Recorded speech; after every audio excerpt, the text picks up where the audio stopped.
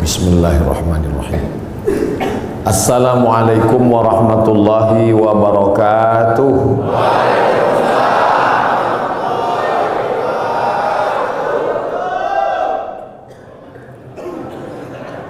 Begitu kalau tentara menjawab. Alhamdulillah wassalatu wassalamu ala Rasulillah wa ala alihi wa sahbihi wa man da'a bi da'watihi wastanna bi sunnatihi ila yaumi liqa'i rabbih. Rabbi shrah li sadri wa yassir li amri wahlul 'uqdatam min lisani yafqahu qawli. Saya berceramah di tengah TNI, tentara ini rasanya sudah sering. Perasaannya ngeri-ngeri sedap. Dulu diundang oleh Komandan Korem Wirabima Riau Pekanbaru, dan biasanya mudah diingat karena mereka buat sesuatu yang khas. Itu teringat terus karena saya disuruh ceramah di atas mobil seumur umur. Jadi ada sesuatu yang membuat kita teringat. Berganti waktu itu Pak Nurendi, berganti komandan yang baru, itu teringat juga karena unik juga yang dia buat. Tiba-tiba datang ke rumah saya seorang tentara, Pak Dewa namanya. Pulang saya diberitahu tadi ada tentara datang. Saya tanya ngapain? Ngambil baju. Kenapa baju saya diambil? Ini ada apa-apanya ini? Rupanya beberapa hari setelah itu dia kirim 5 baju supaya Ustadz Somad ceramah bajunya ganti-ganti. Teringat. Kemudian pula di beberapa tempat ceramah hampir dibatalkan, tidak boleh, tapi akhirnya jadi.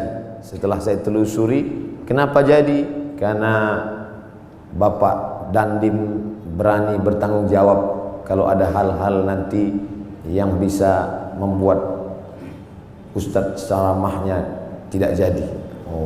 Jadi saya di kesempatan ini tak dapat disebut namanya satu persatu, ingin mengucapkan banyak terima kasih kepada TNI yang sudah memberikan kontribusi dalam bidang dakwah. Mereka tidak berceramah tapi memberikan jalan. Kata Nabi, man jahaza ghazian, siapa yang memberikan jalan untuk dakwah maka dia sama seperti orang yang berdakwah. Dan siapa yang paling mulia nanti di hadapan Allah belum tentu yang ceramah, boleh jadi kameramen. Karena mereka yang menshoot kemudian mengupload dan ditonton orang banyak. Oleh sebab itu siapa yang paling besar pahala jasanya di hadapan Allah? Mudah-mudahan kita semua nanti melihat amal kita di hadapan Allah, dan kita bersama di masjid ini, bersama di majelis duha ini, bersama di masjid Maulid Nabi Muhammad SAW, bersama pula kita nanti di surga Jannatul Firdaus. Kalau nanti Bapak Ibu mencari-cari kenapa Ustaz Abdul Somad tidak ketemu, tidak nampak di surga, cari di ruang VVIP. Kenapa Ustaz tiba-tiba ingat VVIP? Mengingat saudara-saudara yang di atas. Mereka ini ruang VVIP. Masya Allah, tabarakallah. Mengapa saya diundang dalam acara peresmian masjid? Memang itu doa saya selalu, dan saya sampaikan di beberapa ceramah. Tolong jangan undang saya peletakan batu pertama masjid, tapi undanglah saya pada acara peresmian peletakan keramik terakhir. Alhamdulillah doa itu dikabulkan Allah Subhanahu wa taala, dan yang mengundang saya Direktur Keuangan. Bangga kita. Tidak mungkin acara apapun terjadi kalau tidak ada izin dari keuangan. Semuanya bicara uang, materi, duit. Oleh sebab itu kebanggaan luar biasa. Dan ternyata Bapak Direktur Keuangan TNI, Bapak Brigjen TNI Temas, ujungnya titel saya lupa. Beliau tidak melupakan pendahulu beliau disebutkan yang ke-17, ke-18, ke-19, ke-20. Ini yang sekarang terjadi krisis di tengah masyarakat kita, melupakan orang masa lalu. Siapa yang melupakan sejarah, maka dia sudah kehilangan pondasi, rapuh. Ini bangunan tegak berdiri karena ada pondasi. Abu Bakar Siddiq tidak mau naik ke atas mimbar di lantai 3. Mimbar Nabi itu lantainya 3, 1, 2, 3. Abu Bakar kalau khutbah di lantai 2 saja, di tangga nomor 2. Ketika ditanya kenapa tidak mau, karena yang tegak di tempat 3 ini Nabi Muhammad SAW. Ketika Abu Bakar meninggal, naik Umar tidak mau di lantai tangga nomor 2, dia tegak di nomor 1. Di bawah. Ketika ditanya kenapa? Karena yang layak di sini hanya Abu Bakar, yang di sini adalah Nabi. Mereka dulu begitu, orang sekarang enggak.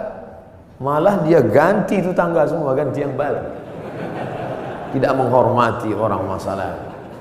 Apa itu pendahulu itu, enggak buat apa-apa kata dia. Tapi hari ini saya sedang diajarkan, wahai Abdul Somad, hormati pendahulu, hormati orang masa lalu. Kalau bahasa Bung Karno-nya, jas merah. Jangan sekali-sekali melupakan sejarah. Walaupun TNI jasnya hijau. Oleh sebab itu maka kadang ada nasihat itu sesuatu yang diutarakan dengan lisan, lidah, kata-kata.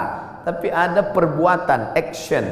Dalam pepatah Arab dikatakan lisanul hal afsah min lisanil maqal. Action, perbuatan jauh lebih berkesan daripada ucapan. Mari bangun masjid, mari kita bangun masjid. Man bana masjidan, siapa yang bangun masjid, banallah mithlahu baitan fil jannah, Allah bangunkan untuknya satu tempat dalam surga. Bolak-balik saya ceramah, tapi andai ada yang bertanya, Ustaz udah bangun masjid? Belum. Tapi ada orang yang tidak pernah ngajak orang lain, tidak pernah ceramah, tapi real, nyata hari ini. Yang bisa bangun dengan uangnya, bangun dengan uang. Tidak bisa bangun dengan uangnya, bangun dengan uang orang lain. Tapi dengan kekuasaan yang ada di tangan kita, mumpung tanda tangan masih berlaku, mumpung ada segenggam kekuasaan di ujung jari titipan Allah, pakai menolong agama Allah Subhanahu wa ta'ala. Itu selalu ceramah saya ulang-ulang, dan hari ini saya melihatnya real, nyata. Mudah-mudahan ini menjadi inspirasi bagi seluruh orang-orang yang diberikan Allah amanah jabatan dan kekuasaan. Selama saya memimpin harus ada satu masjid yang baru, harus ada satu masjid renovasi. Kadang saya pergi ke salah satu kantor-kantor tempat ceramah, megah, besar, hebat, acara convention hall. Ketika nanya, Pak mohon izin mau sholat ke masjid, kecil, karpet pun bau kepinding. Tapi di masjid, direktur keuangan, Masya Allah, megah, mewah, memandang ke atas, rasa-rasa dekat ke langit, doa terkabul. Mampunya indah. Kadang di beberapa masjid saya hilang konsentrasi, kehilangan bahan. Kenapa? Semua ibu-ibu berkipas. Hari ini tak ada. Adam, ayam, AC. Masya Allah, lihat. Dia sengaja di pintu AC itu dipasang ada tirai supaya menunjukkan dia hidup. Dipasang, hidup. Di beberapa masjid ceramah juga saya banyak AC, tapi nggak hidup. Ini hidup. Karpetnya luar biasa. Kemarin saya ceramah di salah satu provinsi, karpet tebal. Tapi sebelum naik ke atas, jamaah bisik, DKM, Dewan Kemakmuran Masjid. Ustaz, bagus nggak karpetnya? Bagus, saya bilang. Tolong nanti penggalangan dana, masih hutang Ustaz. Tapi masjid kita tidak. Masya Allah, tabarakallah. Man bana masjidan, siapa yang bangun masjid, banallah mithlahu baitan fil jannah. Orang Islam mesti kaya. Karena syarat booking tempat di surga, bangun masjid. Jadi yang nggak bangun masjid Pak Ustadz, yang nggak punya jabatan, yang nggak punya harta, ya siap-siaplah di emperan kaki 5. Jangan sedih. Karena pintu kebaikan bukan cuma hanya bangun masjid, ada pintu yang lain. Man shalla isnatai asyarata raka'ah, siapa yang salat 12 rakaat fil yaumi wal lailah, sehari semalam, bunya lahu bihinna baitun fil jannah, dibangunkan juga satu tempat di surga. Artinya apa? Yang bisa bangun masjid dengan materi, uang, kaya, kekuasaan, silakan. Yang nggak bisa, makmurkan masjid dengan solat sunat 12 rakaat. 2 rakaat sebelum subuh, 2 rakaat setelah zuhur, 4 rakaat sebelum zuhur, 2 rakaat setelah maghrib, 2 rakaat setelah isya. 12 rakaat. 2 rakaat sebelum subuh, 4 rakaat sebelum zuhur, 2 rakaat setelah zuhur, 2 rakaat setelah maghrib, 2 rakaat setelah isya. Salat sunat, simple, booking tempat. Bangun masjid sudah, salat sunatnya juga lancar, mantap. Sudahlah nggak bangun masjid, salat sunat pun enggak. Mau tinggal di mana? Masya Allah, tabarakallah, ditunjukkan bahwa segenggam kekuasaan bisa dipakai untuk menolong agama Allah subhanahu wa ta'ala. Ustaz Somad, ajarkan kami, ceritakan kami tentang Nabi Muhammad supaya kami merasakan bagaimana dekatnya dengan Nabi. Bapak-bapak TNI, tidak perlu saya ceritakan bagaimana kehidupan Nabi, karena yang paling bisa merasakan rasanya, gimana kira-kira perasaan Nabi saat itu adalah bapak-bapak tentara. Kenapa begitu? Karena Nabi itu kehidupannya sebagai panglima perang, panglima tentara. Nabi jadi Nabi mendapat wahyu umur 40. Berdakwah di kota Makkah 13 tahun. 40 tambah 13, 53. Memimpin perang terbesar bernama Perang Uhud di tahun kedua. 40 tambah 13, 53. Tambah 2, 55. Nabi di usia 55 tahun, perang Badar, naik kuda dari Madinah ke Badar, lokasi perang 150 km naik kuda. Tolong cari ustadz umat Nabi Muhammad yang umur 55 tahun naik kuda 150 km. Yang bisa melakukan itu hanya tentara, yang bisa merasakan sport, yang bisa merasakan naik kuda. 1 jam naik kuda sama dengan 1000 kali push up. Jadi kalau 150 km ditempuh Nabi usia 55, berarti 3000 kali push up. Siapa yang bisa melakukan itu? Saya nggak bisa. Saya ceramahnya aja mungkin bisa ikut Nabi, khutbahnya mungkin, tapi untuk melakukan seperti yang dilakukan Nabi Muhammad SAW, orang yang amat sangat sehat. Nabi umur 55 tahun memimpin perang 150 km, naik kuda 3000 kali push up menurut ilmu kesehatan. Hari ini apa yang dilakukan umat Muhammad umur 55 tahun? Membawa map ngurus pensiun. Jadi yang paling bisa merasakan itu adalah rasa sehatnya, rasa fit fisiknya, rasa kekuatannya. Iyalah, dia kan Nabi, kami kan manusia biasa. Ayatnya sudah dibacakan tadi. Wa ma Muhammadun illa rasul. Muhammad bukan Tuhan, Muhammad bukan malaikat, dia hanya seorang rasul. Qad halat min qablihi rusul. Rasul-rasul sebelum dia meninggal. Adam, Idris, Nuh, Hud, Salih, Ilyasa, Zakaria, Musa, Ibrahim meninggal dunia.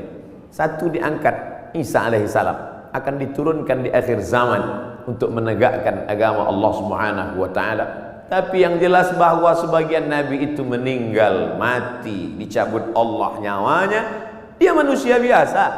Allah tidak kirim malaikat. Seandainya Allah kirim malaikat ke atas dunia ini, orang akan berkata, yalah dia bisa buat gitu, dia kan malaikat. Tapi kita semua bisa berkata, dia manusia, saya manusia.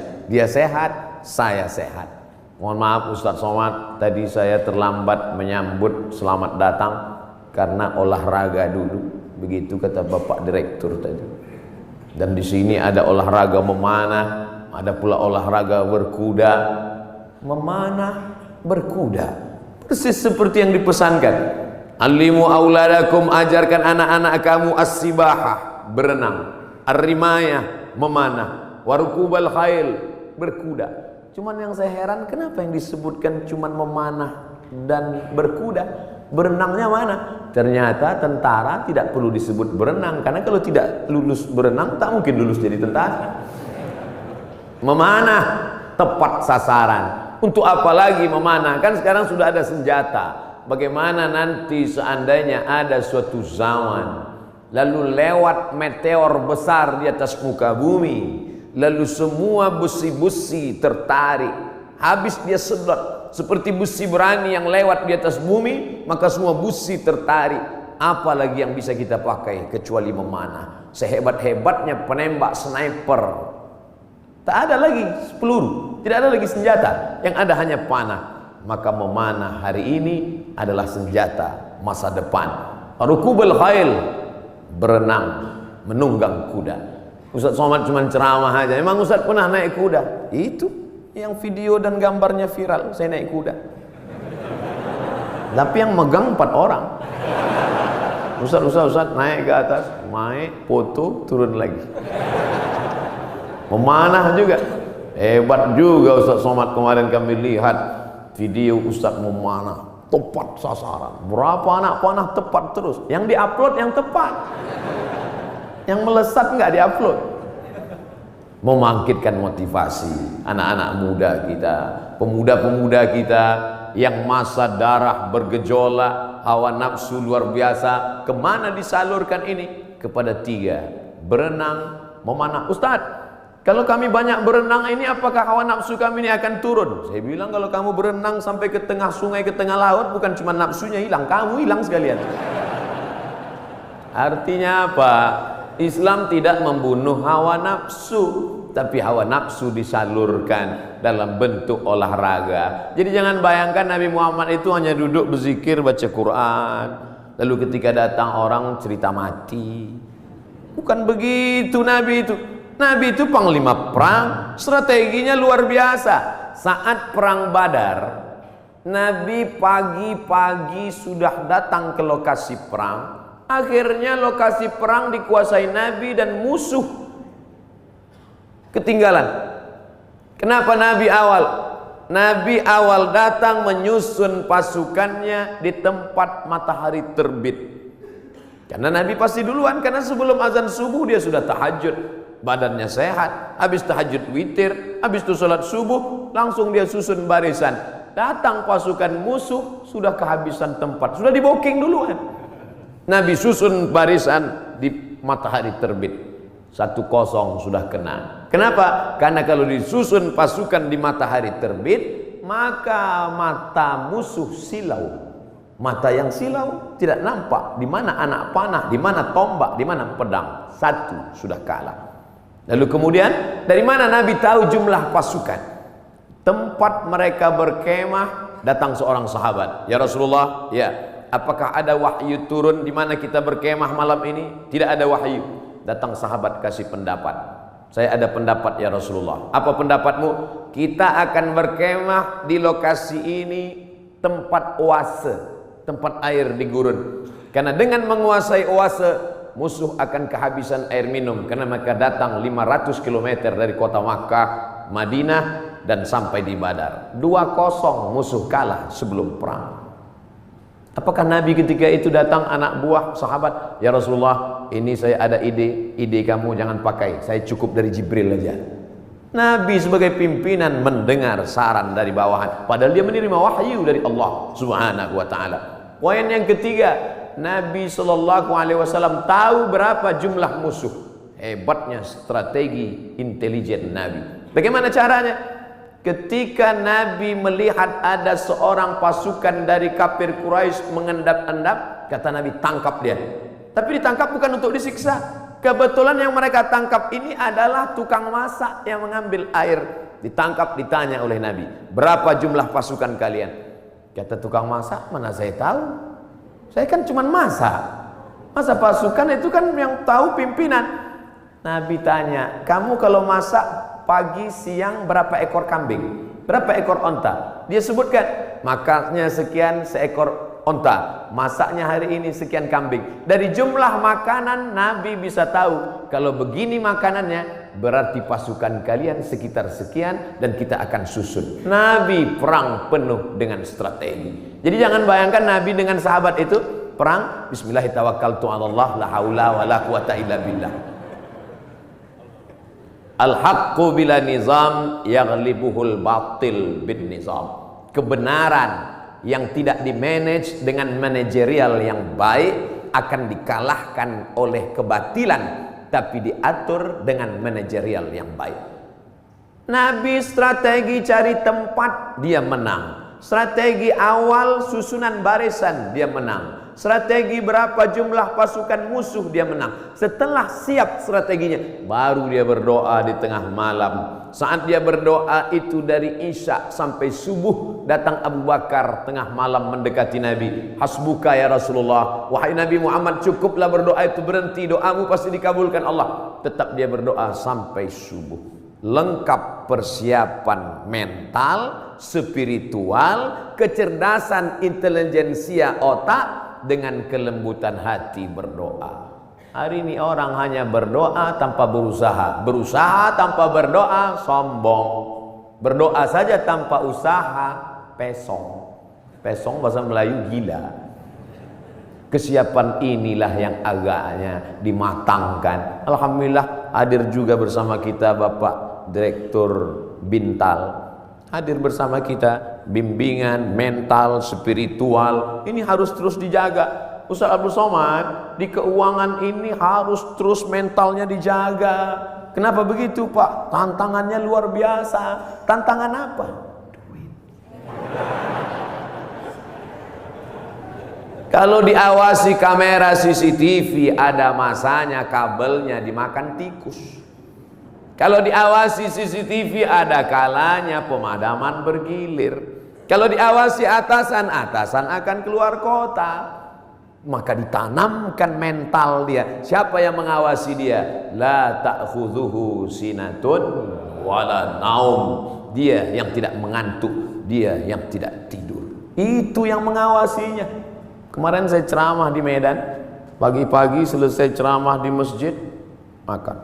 Ustaz Somad, kenalkan, saya Fulan dari Kodam 1 Bukit Barisan. Masya Allah. Ya Pak, makan. Allahumma barik lana fima razaqtana wa qina azabannar. Bapak enggak makan? Bapak enggak makan? Kenapa enggak makan? Puasa sunat, puasa. Astagfirullah. Yang ngajak puasa saya. Yang enggak puasa saya. Untungnya saya ada alasan. Ustaz enggak puasa, musafir. Dari Riau ke Medan 600 km.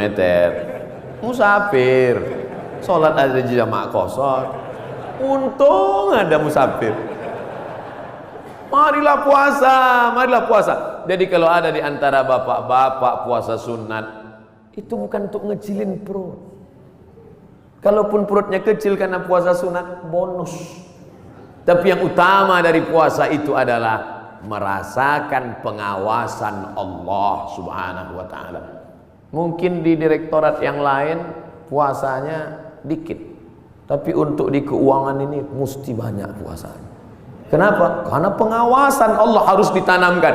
Masuk ke dalam WC, toilet, kamar mandi, kunci pintu kanan kiri atas bawah, nggak ada yang melihat. Andai diambil air seteguk diminum, nggak akan ada yang tahu. Jangankan seteguk, kepala kita masukkan ke dalam. Sebelum keluar dari kamar mandi, keringkan bibir, miringkan kepala. Buat agak-agak lemas. Siapa yang tahu? Panas hari ini ya? Iya panas.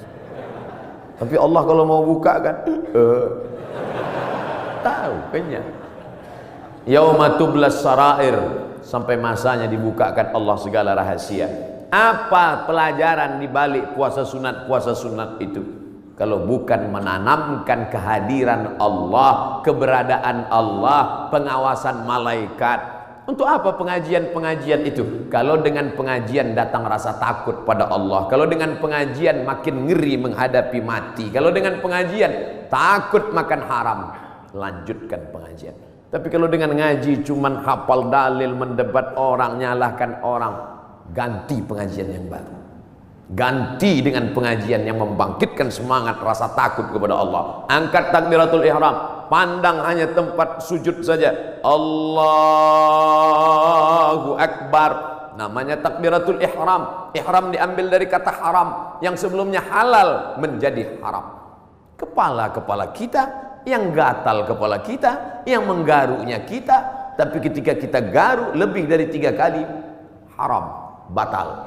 Pada saat itu orang hanya melihat tempat sujud, siapapun dia. Di saat itu sholat kita sedang disadarkan bahwa kita sedang berada di depan Dia pencipta langit dan bumi. Kita serahkan semuanya kepada Dia. Inna sholati wa nusuki wa mahyaya wa mamati lillah. Sholat bukan gerakan, sholat bukan hanya ritual, sholat bukan bim salah bim abrakadabra bacaan yang dihafal sampai kita pun tak ingat tahap yang kita baca.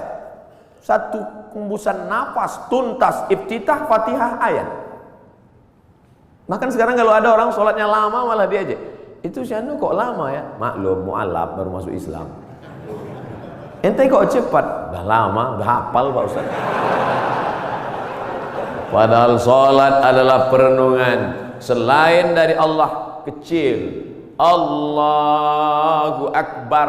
Jabatan ini kecil, tak ada apa-apanya. Kekuasaan ini kecil, tak ada apa-apanya. Yang besar hanya Engkau ya Allah. Kalau sudah mampu mengecilkan yang lain, membesarkan yang Allah, maka kalau dia hilang tidak akan terasa, karena semuanya kecil.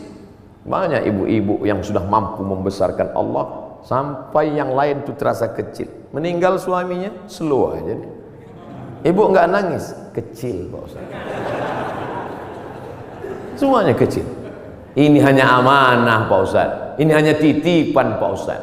Kebetulan tercetus keluar dari mulut, amanah. Masjid ini bernama Masjid Amanah. Lawan dari amanah, khianah. Amanah, khianah. Orang yang memegang amanah, al-amin. Orang yang mengkhianati amanah, al-khain. Ini namanya luar biasa, berat ini. Keluar dari amanah, khianah. Tidak bisa dibagi dua. Saya Pak Ustadz, kaki kanan saya memang amanah, tapi khianah sekali-sekali. Oh nggak bisa. Sifat orang munafik 3. Idza haddatsa kadzaba, kalau bicara dusta. Wa idza wa'ada akhlafa, kalau berjanji ingkar. Wa idza tumina, kalau dikasih amanah, khana, berkhianat. Itu mengapa masjid ini diberi nama amanah. Maka sehari berapa kali masuk kemari? Subuh mungkin tidak. Subuh mungkin di Masjid Al-Ikhlas dekat rumah, mungkin di Masjid At-Taqwa dekat rumah, tapi zuhur, asar. Tapi jangan gara-gara saya ucapkan ini lalu nanti takut sholat di sini. Kamu sholat di mana tadi? Masjid di luar aja lah. Kenapa nggak di amanah? Ngeri di situ. Kata Ustaz Somad.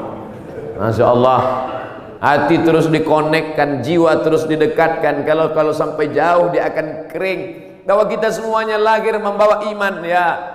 Iman ini sudah kita bawa sebelum masuk ke rahim ibu kita. Inna ahadakum yujma'u khalquhu fi batni ummihi arba'ina yawman nutfah. Kamu diciptakan dalam perut ibumu 40 hari dalam bentuk sperma. Summa yakunu 'alaqatan, berubah 40 hari dalam bentuk darah. Summa yakunu mudghatan, berubah 40 hari dalam bentuk daging. 40 hari air, 40 hari darah, 40 hari daging, 120 hari datang malaikat membawa roh yang sudah ready. Belum ada kulit, belum ada kuku, belum ada bulu, belum ada darah, belum ada daging, belum dibawa malaikat. Kita sudah bersama berkumpul di alam roh, dan Allah bertanya ketika itu, alastu bi rabbikum, bukankah aku Tuhan kamu? Kita semua menjawab, bala syahidna, engkau Tuhan kami. Cuman ketika sampai ke dunia dia lupa.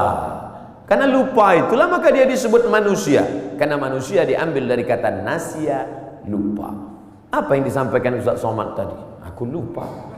Kenapa kau lupa? Karena manusia. Kalau ingat terus namanya bukan manusia. Apa namanya? Panasonic. Ini yang merekam ini nggak akan lupa, ingat terus. Jangankan bapak ibu yang dengar ceramah, saya yang ceramah aja lupa apa yang saya sampaikan. Tapi saya diingatkan. Yang mengingatkan saya siapa? Jamaah. Ustaz kan ngomong gini dulu. Masa iya saya ngomong gitu? Ini MP3-nya, ini MP4-nya. Kamu dapat dari mana? Saya download Pak Ustaz. Di mana kamu download? Itu channel Ustadz Abdul Somad Official. Subscribe, like, and share. Jadi Masya Allah, internet ini luar biasa. Tadi bicara dengan Bapak Direktur Bintal, luar biasa merusak kepala anak-anak kita. Hancur kepala ini. Ustaz Abdul Somad, perhatikan ini gambar otak yang habis ditabrak truk, pecah, berderai. Yang ngundang saya ini psikolog, ibu-ibu. Ustaz, sebelum Ustaz ceramah coba lihat gambar ini, hancur berderai kepalanya. Yang ini Pak Ustaz, kepalanya utuh, sehat, tapi isinya hancur sama seperti ini. Kok bisa begitu? Karena website, karena internet. Tapi saya tidak bisa salahkan juga semua internet, karena orang kenal saya dari internet. Mencaci maki saya juga di internet. Oleh sebab itu maka pisau internet bermata dua, satu ke atas, satu ke bawah. Dipotongkan ke ayam, bagus. Dipotongkan ke bebek, oke. Dipotongkan ke sapi, bisa jadi hewan kurban. Tapi kalau ke atas memotong leher dan urat nadi, dia bisa mati. Siapa yang bisa mengontrol sekarang? Kalau bukan iman dan takwa kepada Allah Subhanahu wa ta'ala. Maka saya bangga, Ustaz Abdul Somad, ini imam kita, ini khotib kita, pakai baju tentara. Kami yang sipil yang tidak punya seragam ini terus terang amat sangat bangga melihat Bapak Ibu menjadi khotib, melihat Bapak Ibu jadi imam, melihat Bapak Ibu menjadi orang yang sholat berjamaah. Dulu susah kalau mau menasihati orang, mari sholat, mari puasa, mari berjamaah. Sekarang saya tinggal simple aja ngasih tahu. Anak-anak SMA, anak-anak pesantren, lihat itu, bapak tentara sholat di masjid, bapak polisi pengajian. Ibu-ibu pun mudah sekarang nasihati anak-anaknya. Lihat tuh, pak polisi sholat di masjid, pak tentara sholat di masjid, angkatan udara sholat di masjid. Pistol mereka besi, bapakmu nggak punya pistol nggak sholat. Mudah memberikan motivasi, mudah memberikan semangat. Oleh sebab itu kebersamaan kita ini, apapun seragam yang kita pakai, itu hanyalah casing saja. Apapun jabatan kita, itu hanyalah jalan saja. Yang kita cari adalah keridhaan Allah Subhanahu wa ta'ala. Kalau berhasil kita melewati ujian-ujian seragam, ujian kekuasaan, ujian jabatan, ujian dunia, ujian popularitas ini sampai kepada puncaknya, maka insya Allah mati kita husnul khatimah. Tapi kalau gagal kita dengan ujian ini, Bapak ujiannya beda, saya ujiannya beda. Ujian Ustaz Somad sekarang popularitas, kemana-mana mesti pakai masker. Kalau enggak semua minta foto. Saya kalau naik pesawat pilotnya minta foto, saya nggak terlalu risau. Pramugarinya minta foto juga. Ini yang saya payah, nggak susah sedikit. Pede sekali dia ngomong begitu. Bapak Ibu yang dimuliakan Allah Subhanahu wa ta'ala, tapi saya yakin dan percaya dengan istiqomah melaksanakan ibadah ini, dengan senantiasa menempelkan kening ini ke lantai, kita sadar bahwa kita dari tanah dan akan kembali kepada tanah. Yang di badan ini pun dari tanah, dilihat warnanya warna tanah, dan akan mati dimakan cacing tanah. Saat diangkat tangan sadar tanah, diusapkan ke wajah bau tanah, dan kau akan mati dimakan cacing tanah. Abdul Somad yang diciptakan dari api, tolong angkat tangan. Berarti setan. Dia sendiri ngaku, khalaqtani min nar, aku dari api, wa khalaqtahu min tin, dia dari tanah, ana khairum minhu, I'm better than him. Saya lebih mulia dari dia, saya lebih tinggi, saya lebih hebat, saya lebih agung. Kalau ada nanti orang berkata begitu, bisikkan saja, kau saudara setan. Oh, jangan ngomong gitu Pak Ustaz, terlalu kasar. Lembutkan sedikit, saudara setan. Dengan sholat kita sedang disadarkan siapapun kita tempelkan 7 anggota badan kita ke lantai, dari atas sampai ke bawah. Ujung kaki 2, ujung tangan 2, ujung lutut dua, satu kening menempel ke lantai. Mentang-mentang orang hebat, kekuasaan tinggi, tak mau menempelkan ke lantai. Allahu Akbar, tempel ke tiang. Enggak sah sholat, kecuali sakit, duduk di kursi. Kalau makhluk di bumi tidak lagi mau mendengar kata-katamu, siapapun tak lagi memperdulikanmu, berbisiklah ke tanah, makhluk-makhluk langit akan mengaminkan doa-doa. Bangun di tengah malam, mengadu kepada Allah. Ngadunya pada Allah. Sekarang banyak orang ngadu ke Facebook. Semua diadukan di wall Facebook, Twitter. Makin dibaca komennya, makin stres, depresi, bersunyi-sunyi di tengah malam. Kalau sudah Allah berikan pertolongan, intan surullah, kalau kau tolong agama Allah, Allah yang akan menolong kamu. Lari ke atas bukit Safa, tidak ada air. Lari ke atas bukit Marwah, tidak ada air. Di mana air itu datang? Air datang bukan dari tumit Hajar yang mencari air, tapi air dari tumit Ismail yang belum pandai berjalan. Hanya bergeser saja kakinya di atas pasir, memancar air. Zamzami, air berkumpullah, berkumpullah. Cerita ini 3000 tahun yang lalu. Karena Nabi Ibrahim pindah dari Babilonia ke Palestina 1800 sebelum Masehi. Sekarang sudah 2000, lebih 3000 tahun yang lalu. 1800 tambah 2000, 3819 tahun yang lalu. Cerita tentang air memancar. Saya kira ini hanya ada dalam buku-buku, dalam Al-Quran, dalam hadis Nabi, dalam sejarah. Ternyata hari ini tentang cerita air memancar saya dengar lagi pagi ini. Yang cerita siapa? Bapak Direktur Keuangan, Ustaz Somad. Saya gali tanah untuk ngambil jeruk, keluar air. Itulah air mineral yang saya minum pagi tadi. Kenapa Allah berikan air ini? Andai tadi mereknya tidak dirubah, saya tak bisa bedakan ini air dari mana. Sama seperti yang selama ini saya minum. Dari mana air ini datang? Dari Allah. Untuk apa? Ternyata persiapan pembiayaan pondok tahfiz Al-Quran yang sudah dibina dari sekarang. Datang rasa malu saya dalam hati. Saya selama ini cuma ceramah saja. Siapa yang membantu pondok tahfiz Quran? Siapa yang membuka pendidikan Al-Quran? Siapa yang menolong anak yatim untuk sekolah bantu Quran? Itu yang akan menolong di hadapan Allah. Makanan yang kau makan akan busuk, pakaian yang kau pakai akan lapuk, yang kau sedekahkan itu yang akan menolong di hadapan Allah. Andai ada yang bertanya, berapa anak tahfiz Quran yang Ustadz tolong? Jangan tanya-tanya. Ternyata Bapak sudah buat duluan. Ini pondok tahfiznya, pembiayaannya dari mana? Allah yang memberikan. Makin kuat keyakinan saya. Lama-lama saya bingung. Saya datang kemari ini ceramah atau belajar? Ternyata ada ilmu yang ditulis di atas kertas, tapi ada ilmu yang datang dari Allah langsung real nyata. Intan surullah, kalau kau tolong agama Allah, yang surkum, Allah akan menolong kamu. Ayat itu dari kecil saya sudah hafal. Ayat itu saya pelajari di Al-Azhar Mesir. Tapi kalau ditanya mana buktinya nyata, itu Allah menolong Nabi Muhammad. Apa kata? Itu kan Nabi. Mana real yang nyata sekarang? Hari ini saya mendengarkan ceritanya, kisahnya. Hari ini saya nampak real dengan nyata. Kalau kau tolong anak yatim, kau tolong pondok tahfiz Quran, kau tolong orang menghafal Quran, Allah akan menolong engkau. Sumber air mineral yang lulus lembaga badan pengawasan obat dan makanan menyatakan air ini layak. Siapa yang memberikan? Innama amruhu idza arada syai'an ayaqula lahu kun fayakun. Ternyata tolonglah agama Allah ini. Jangan pernah takut dan jangan pernah cemas. Kadang-kadang kalau terlalu banyak orang menakut-nakuti kita, kita jadi takut juga.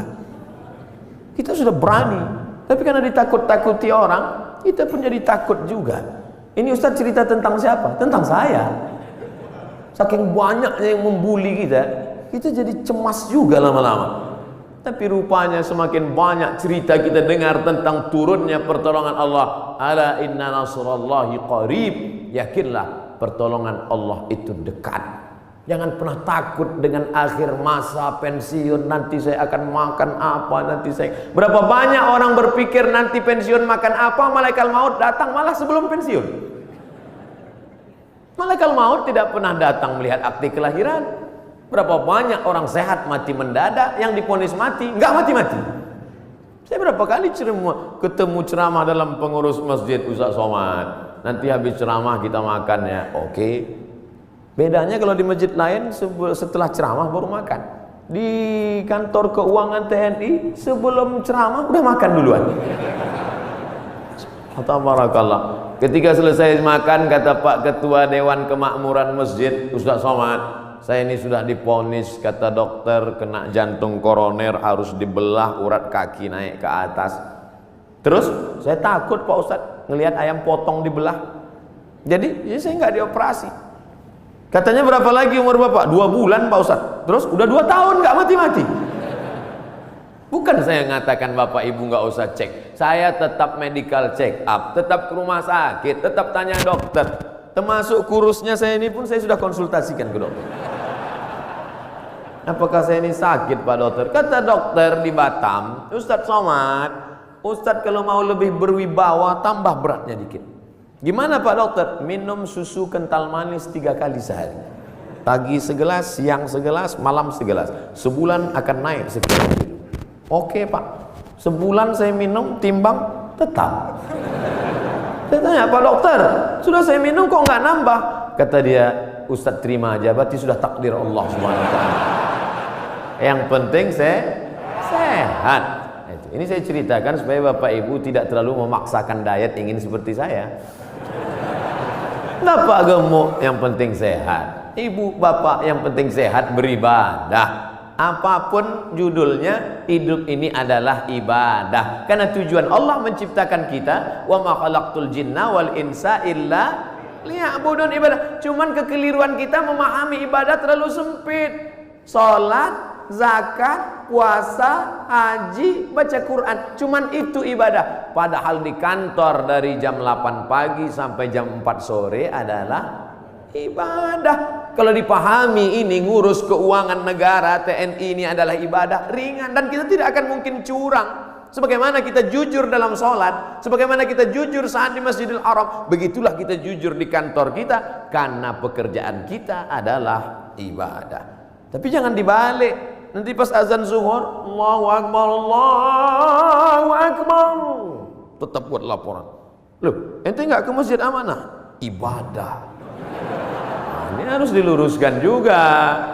Ada ibadah mahdhah yang pure original, memang ibadah, ada rukunnya, ada syaratnya, ada wajibnya, ada sunatnya, memang ibadah. Sholat, puasa, itu ibadah. Tapi ada aktivitas sehari-hari bernilai ibadah. Ustaz, Allah tuh nggak adil loh Pak Ustaz. Loh, kamu bilang Allah nggak adil, bisa kafir, bisa murtad. Masa laki-laki enak bisa puasa sunat, laki-laki bisa zikir, laki-laki bisa baca Quran. Kami Pak Ustadz 9 bulan 10 hari nggak bisa ibadah.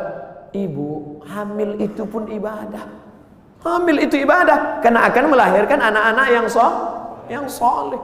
Sejak itu alhamdulillah ibu-ibu sudah punya jawaban. Kalau ada atasannya nanya, kamu ini sebentar-bentar cuti hamil, apa ini? Ibadah. Malah anak itu adalah ibadah yang tidak akan putus. Kalau ada di antara bapak yang rajin sholat duha, meninggal dunia, putus. Yang rajin baca Quran, meninggal dunia, putus. Tapi ada ibadah yang tidak putus. Waladun salihun, anak yang soleh. Apa tidak bangga Abdul Somad pagi ini? Anak tentara, hafal Quran, sekolah di Yordania, ngomong dengan Ustaz Somad bahasa Arab. Untung saya masih ingat bahasa Arab.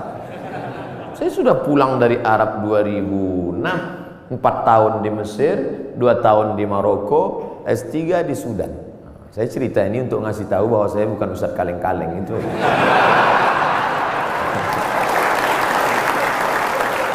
Kadang kalau ada orang cerita itu kita terlalu fokus pada kata-katanya. Sebetulnya di balik cerita itu yang penting, bukan kata-katanya itu. Perhatikan baik-baik. Saudara yang dimuliakan Allah SWT. Tapi kadang perempuan yang diingatnya bukan substansi maknanya, tapi katanya itu yang dia ingat. Makanya banyak perempuan terbuai oleh kata laki-laki, karena banyak laki-laki yang pandai menjual kata. Tapi kita harus pilih kata yang tepat, karena perempuan selalu mengingat kata yang tepat. Makanya Nabi tidak pernah panggil nama Aisyah Nabi tak pernah panggil hei Aisyah, enggak, tapi dia gunakan kata yang lembut, ya Humaira, wahai engkau yang kulitnya putih kemerahan. Karena perempuan akan mengingat kata pujian itu, ya Humaira. Tentara yang tegas, tapi ketika bertemu dengan ibu-ibu Persit, Kartika, Chandra, Kirana, maka kalimat dia tidak kalimat perang. Tidak mungkin dia pakai siap, katanya. Tidak. Tapi dia pakai kata-kata yang lembut. Nabi Muhammad panglima perang, Nabi Muhammad tentara, tapi kepada perempuan apa kata dia kepada Aisyah? Ya Humaira, wahai engkau yang kulitnya putih kemerahan. Ustaz Somad, ya boleh saya panggil istri saya Humaira? Boleh, tapi dia nggak putih, nggak apa-apa. Menyenangkan hatinya, apa salah?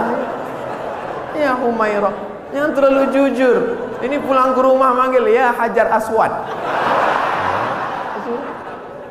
Ternyata di balik seragam yang tegas itu, di balik tubuh yang berotot itu, ada kata-kata yang lembut, yang memukau, yang luar biasa. Karena di balik laki-laki yang sukses ada perempuan yang luar biasa, dan mereka hadir bersama kita pada hari ini.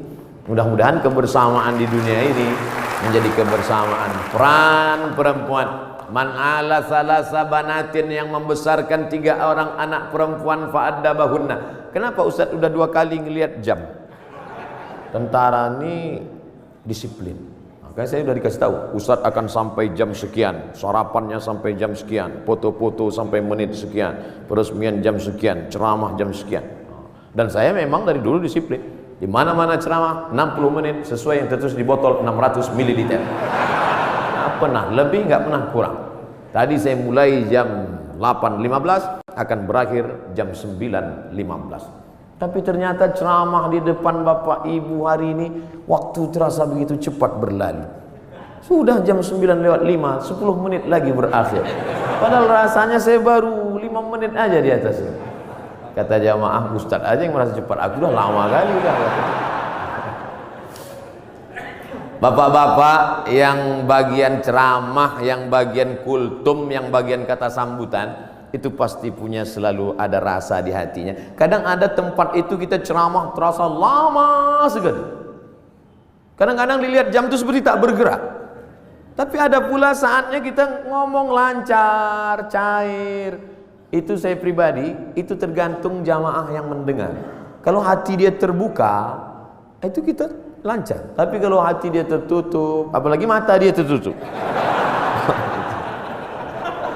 itu susah gitu. Terpaksa. Saya terus terang Bapak Ibu, ceramah ini dari pulang Maroko 2008, sekarang 2019, 11 tahun sudah masuk kantor, keluar kantor, kantor dinas, kantor badan, kantor polisi, kantor tentara, dari mulai Polres, Polsek, Polda, jumpa Pak Kapolri, jumpa dari mulai Dandim, Danrem, sampai jumpa semua. Macam-macam udah saya rasakan. Ada kadang atasan itu duduk saya, dinaikkannya kakinya pas ke wajah saya. Ingat saya yang berkesan itu, ingat saya. Sampai mati saya nggak mau datang lagi. Ustadz dendam nggak? Ingat aja. Nah, pernah juga saya pas ceramah, saya sedang ceramah, mereka cekikikan di belakang, kiki. Lalu saya tutup aja, demikianlah tahu saya ini, saya pun pulang. Mereka nanya sampai ke parkir, kenapa Ustadz, ada apa? Saya bilang, la tu'alliqil jawahir fi a'naqil khanazir. Jangan gantungkan permata di leher babi. Karena babi tidak bisa membedakan mana pasir, mana permata, mana rambut, mana ijuk, mana rumput, mana ilalang, mana padi. Dia tak bisa bedakan. Tapi hari ini di depan bapak-bapak yang berseragam, jenderal-jenderal, bintang 1, luar biasa. Itu aja yang saya tahu bintang, yang lain saya tak tahu. Saya merasa dihormati, dimuliakan, ceramah saya didengar. Pernah juga saya ceramah di salah satu kantor, ramai, hebat. Begitu selesai ceramah, semuanya merebut absen. Rupanya di absen atas. Ketakutan. Tapi hari ini saya merasakan ada ketulusan. Mudah-mudahan amal kita ini karena Allah Subhanahu. Dari bunyi aminnya bisa saya tangkap, memang betul. Jadi bahwa masjid ini sudah diresmikan, sudah dibuka, sudah dilaksanakan sholat berjamaah, nikmat terbesar. Selesaikah? Belum. Ada yang paling penting, istiqomah. Tapi ketika saya ceramah tentang istiqomah, marilah kita istiqomah. Selesai ceramah, datang panitia, Ustaz terlalu banyak nyebut istiqomah. Istiqomah sudah punya suami, Pak Ustaz. Istiqomah yang kita maksudkan adalah angin datang, ombak memecah, angin puting beliung, tapi kita tetap melaksanakan sholat berjamaah. Karena ini yang bisa menolong kita. Yang lain tak bisa menolong saat malaikat maut mencabut nyawa. Yang bisa meringankan itu hanyalah la ilaha illallah Muhammadur Rasulullah. Yang belum membuat apa yang sudah dibuat, ini menjadi inspirasi. Mesti ada dalam hati berniat, kalau aku punya jabatan itu nanti, kalau aku punya harta itu nanti, kalau aku punya tanda tangan itu nanti, aku akan buat seperti ini. Jangan diucapkan, takut tergigit lidah, camkan dalam hati. Kalau nanti aku bisa begini, aku akan sekolahkan anak yatim. Aku terinspirasi dengan ceramah Ustadz tadi, ternyata Allah tolong rezeki berlimpah kalau sekolahkan anak yatim. Pulang dari sini jam 4, jam 5 nanti sore, mampir ke panti asuhan, tanya, saya belum bisa buat panti di rumah, tolong ke sini. Berapa anak yatim di sini Bapak panti, saya mau ngasih beras kemari. Untuk semuanya Pak? Enggak, 3 kilo aja. Kebetulan kita baru mampunya segitu, jangan paksakan lebih dari kemampuan. La yukallifullahu nafsan illa wus'ah. Beramal ini kalau mau ditunggu nantilah sholat sunat, setelah ini agak ringan, tidak akan pernah. Bersedekah pun begitu. Saya nantilah sedekah Pak Ustadz setelah kepribadian saya mapan, punya rumah pribadi, mobil pribadi, kebun pribadi. Nantilah Pak Ustadz setelah anak kuliah, ternyata biaya kuliah makin tinggi. Nantilah setelah anak kerja, ternyata setelah kerja persiapan untuk nikah. Nantilah setelah anak punya anak, ternyata cucunya lebih banyak lagi biaya. Sampai mati kita tidak pernah beramal. Mumpung masih sehat, sempat-sempatkan. Mumpung masih ada, sempat-sempatkan. Mungkin yang kecil itulah nanti akan menolong kita di hadapan Allah Subhanahu wa ta'ala. Abdul Somad diminta bercerita tentang Nabi Muhammad dalam waktu 60 menit. 63 tahun mau diceritakan 60 menit. Bahasa Arabnya mustahil. Impossible, tidak mungkin itu. Oleh sebab itu kita gunakan telinga, datang pengajian, ceramah, tausiah, maulid. Wal basar, mata, baca buku. Saya anjurkan di bulan maulid ini beli buku sejarah Nabi, macam-macam. Saya pernah diberi oleh Bapak Dirintel, judulnya Intelijen Nabi. Bagus. Jadi yang dibaca itu khusus aspek intelijen Nabi. Saya pernah juga diberi buku, tapi untuk buku umum yang bahasanya simple, sederhana, judulnya Ar-Rahiq Al-Makhtum. Tidak diterjemahkan ke bahasa Indonesia judulnya. Memang itu judulnya, Ar-Rahiq Al-Makhtum, tapi isinya bahasa Indonesia. Ditulis oleh seorang pemenang Nobel Sejarah Islam Internasional dari India, namanya Syekh Safiur Rahman Al-Mubarak Furi. Dulu bukunya saya beli 44.000, soft copy, soft cover. Kalau harganya naik bukan tanggung jawab saya. Beli. Nanti kita mati, anak kita buka lemari, menangis dia melihat buku, ternyata papa meninggalkan buku tentang Nabi. Pertama dia nangis karena ada warisan tentang Nabi. Yang kedua dia nangis bukunya masih di sampul plastik. Tapi nggak apa-apa. Tanamkan cinta Nabi pada anak-anak kita, supaya sebesar apapun jasa kita, anak kita lebih hormat Nabi daripada kita. Kenalkan anak kita dengan Nabi. Tadi sebelum kemari saya ketemu dengan sahabat-sahabat dari artis. Kalian tidak bisa ceramah, buat film animasi, buat film cerita tentang Nabi. Nusa dan Rara, cerita tentang Nabi untuk anak-anak kita. Kan nggak mungkin anak-anak itu saya ceramah tentang Nabi. Kumpulkan anak 5 tahun saya ceramah, Assalamualaikum Rasulullah. Nggak peduli mereka, sesuai dengan bahasa mereka masing-masing. Ibu-ibu dengan video pendek share di grup-grup WhatsApp, anak-anak dengan video-video animasinya, bapak-bapak dengan ceramah khutbah Jumatnya. Tapi yang paling penting adalah perbuatan kita, tindak tanduk kita mencerminkan Muhammad sallallahu alaihi wasallam. Biasanya Ustaz Somad kalau ceramah itu pakai poin 1, 2, 3. Di sini tidak, karena saya berhadapan dengan jamaah yang smart. Ustadznya Somad. Jamaah sudah bisa menyimpulkan sendiri. Apalah kesimpulan ceramah Ustaz Somad tadi? Kesimpulannya adalah hidup adalah ibadah.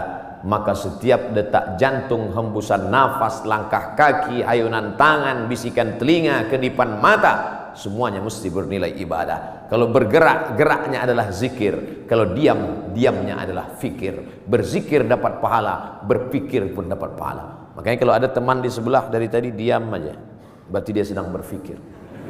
Sampai meleleh Pak Ustaz. Waktu-waktu kosong diisi dengan Allahumma sholli ala sayyidina Muhammad wa ala ali sayyidina Muhammad. Allahumma sholli ala sayyidina Muhammad wa ala ali Muhammad. Allahumma sholli ala sayyidina Muhammad wa ala Muhammad. Ketika terjadi tsunami, dicarilah makam-makam yang tertimbun. Ada satu makam belum dikebumikan, jasad di balik-balik kayu batu ditemukan jasad seorang tentara masih berbaju seragam. Sudah seminggu jasadnya tidak busuk, utuh. Semua orang heran. Dia bukan ustadz, bukan penghafal Quran, manusia biasa. Apa yang membuat jasadnya tidak busuk, harum semerbak? True story, kisah nyata. Dicari teman-temannya, apa yang membuat? Dia tidak pernah mau membicarakan aib orang lain. Setiap ada orang-orang cerita aib, dia pergi atau diam dan selalu berzikir. Allah jaga jasadnya dari cacing tanah, Allah jaga jasadnya dari bakteri sehingga tidak tercium bau aroma bangkai, karena dia selalu menjaga aib orang lain. Amal kecil, simple, sederhana yang disangka tidak apa-apa, tapi ternyata besar di hadapan Allah Subhanahu wa ta'ala. Sebelum kita berdoa, saya minta request satu doa. Dimanapun Bapak Ibu berada, doakan Abdul Somad supaya mati husnul khatimah. Jangan sekarang, kita masih ada jadwal banyak lagi. Tapi mati tidak bisa di request. Jangan pernah takut pada mati. Yang perlu kita khawatirkan apa bekal kita bawa menghadap mati, menghadap Allah Subhanahu wa ta'ala. Di akhir majlis, majlis yang dihadiri malaikat, majlis yang dibanggakan Allah, majlis yang diaminkan oleh orang-orang soleh, mari kita berdoa. Mohon ampun banyak silap dan salah. Astaghfirullahalazim, astaghfirullahalazim, astaghfirullahalazim alladzi la ilaha illa huwal hayyul qayyum wa atubu ilaih. Ala hadhihi niyyah, untuk niat yang baik ini. Al-Fatihah. A'udzubillahi min